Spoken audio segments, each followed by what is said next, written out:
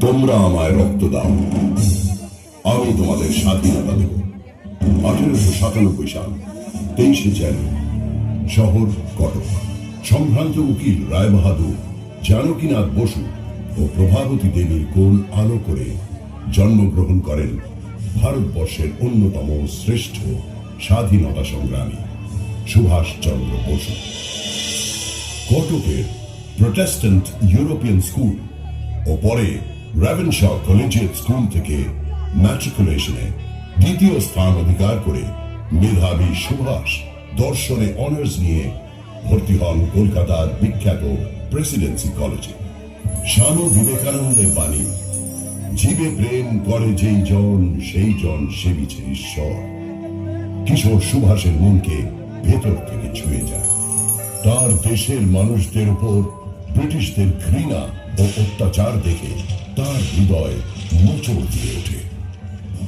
একদিন কলেজের ইংরেজ প্রফেসর অটন সুভাষের সহপাঠীদের ইউ ডার্টি নিগার্স বলে অপমান করে।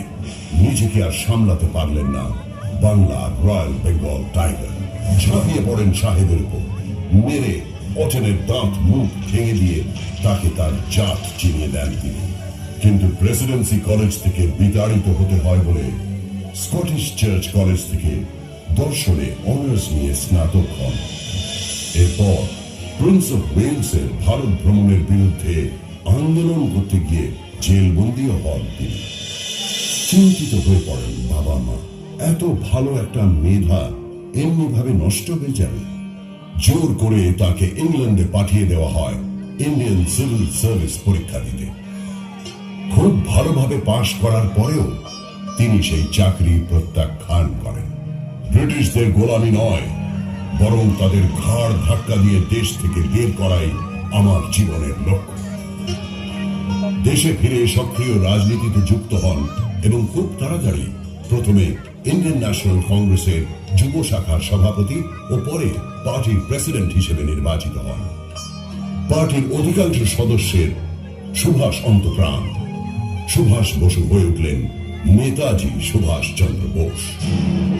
মহাত্মা গান্ধীর প্রতি অগাধ শ্রদ্ধা থাকা সত্ত্বেও ব্রিটিশদের প্রতি গান্ধীজির সবসময় নরমপন্থী মনোভাব মেনে নিতে পারেন না নেতাজি। মারের বদলে দিতে হবে পাল্টা মার। তিনি তার হাজার হাজার অনুগামীদের নিয়ে